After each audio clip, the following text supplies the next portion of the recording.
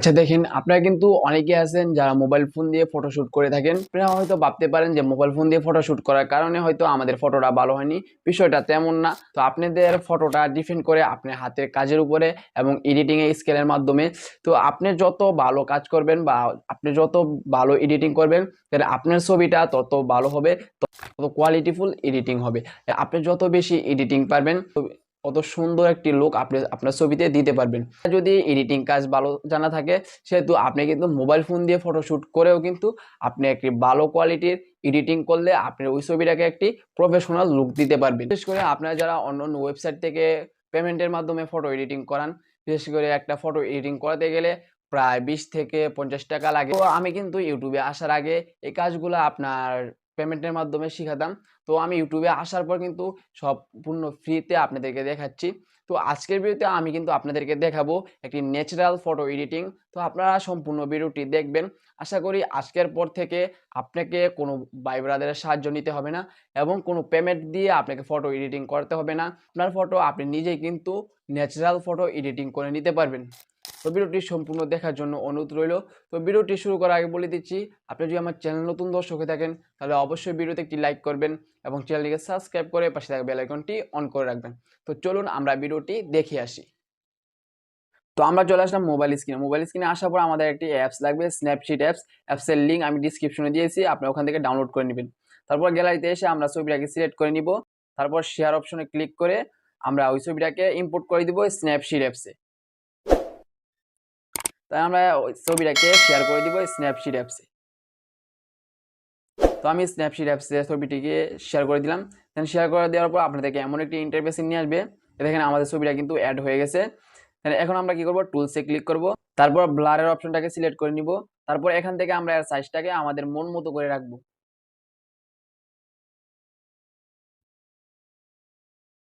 তারপর আমরা রাইট অপশনে ক্লিক করব। তারপর আমরা আবারও লেয়ারে ক্লিক করব। দেন এখানে ভিউজ এডিটে ক্লিক করব। দেন এখান থেকে আমরা ব্রাশটাকে সিলেক্ট করে নিব। তো এখন আমরা ফেসটা স্মুথ করব। ফেসটা স্মুথ করার জন্য আমাদের ফেসের উপরে আমরা হালকা করে ইরেজ করে দিব। দেন আমরা আমাদের ছবির পজিশন মতো ভালো করে আমরা ইরেজ করে নিচ্ছি। দেখেন আমরা এখানে ইরেজ করছি আর আমাদের ফেসটা কিন্তু স্মুথ হয়ে যাচ্ছে।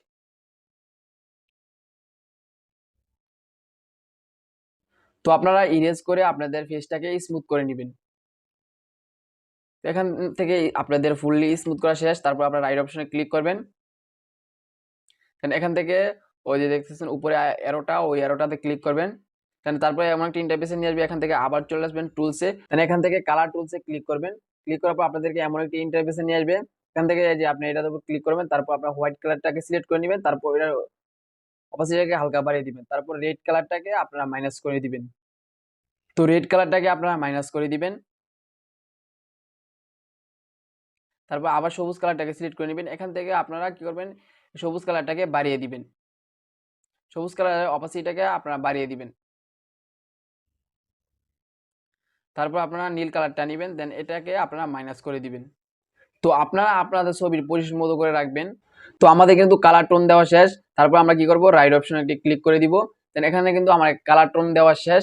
তারপর আমরা কি করব, উপরের লেয়ারও একটি ক্লিক করব। উপরে লেয়ারে ক্লিক করব। তারপর ভিউজ এডিটে ক্লিক করব। দেন এখান থেকে আমরা ব্রাশটাকে সিলেক্ট করে নিব। দেন ব্রাশটাকে সিলেক্ট করার পর আমরা জুম করে, দু আঙ্গুল দিয়ে জুম করে আমাদের ফেসের উপরে আমরা কালার টোনটা দিয়ে দিব। দেখেন আমি জুম করে দেখেন আমি আমার ফেসের উপরে কালার টোনটা দিয়ে দিচ্ছি।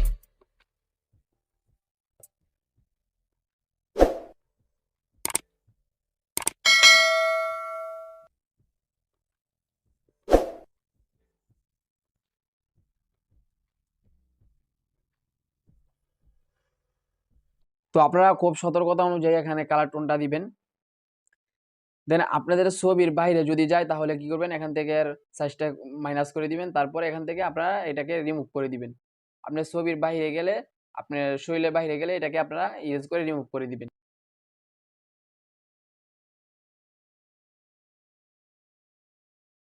তাহলে এখানে দেখেন আমাদের পুরো শরীরের উপর কিন্তু কালার টোনটা দেওয়া শেষ। আমাদের ফুল শরীরটা কিন্তু সিলেক্ট করা শেষ।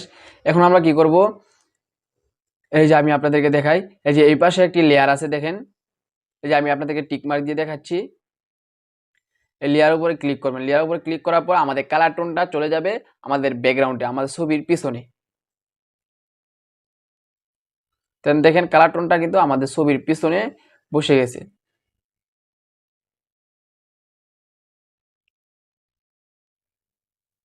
দেন এখান থেকে আমাদের হয়ে গেলে আমরা রাইট অপশনে ক্লিক করব। তারপর ওই যে দেখতেছেন তীরের মতো আইকনে ক্লিক করব। দেন এখান থেকে কিন্তু আমাদের কালার টোনটা দেওয়া শেষ। তারপর আমরা কি করব, ছবিটাকে ভালো করে দেখে নিচ্ছি। তারপর আবার আমরা টুলসে চলে যাব। তারপর টোন ইমেজে ক্লিক করব। দেন এখান থেকে আমরা এর সাইজটাকে বাড়িয়ে কমিয়ে আমাদের মন মতো করে আমাদের ছবির পজিশন মতো আমরা কাস্টমাইজ করে নিব।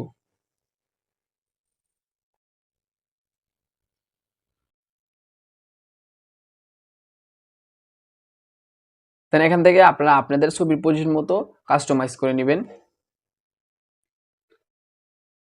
তো তারপর আমরা রাইট অপশনে ক্লিক করব। তারপর আবার আমরা চলে যাব টুলসে। তারপর এখানে বিগনেটে ক্লিক করব। দেন এখানে আমরা আমাদের ছবির সাইডে আমরা আমাদের ছবির পজিশন মতো বিগনেট বসিয়ে নিব।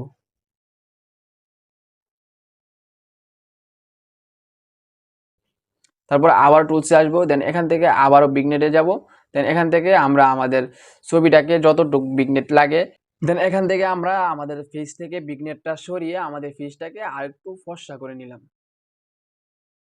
তো এখান থেকে হয়ে গেলে আপনারা রাইট অপশনে ক্লিক করবেন। এখন কিন্তু আমাদের ছবিটা কমপ্লিট, বিফোর অ্যান্ড আফটার। তো আপনারা দেখতেই পাচ্ছেন, দেখেন আমাদের ছবিটা কিন্তু নিখুঁতভাবে এডিটিং করা হয়েছে।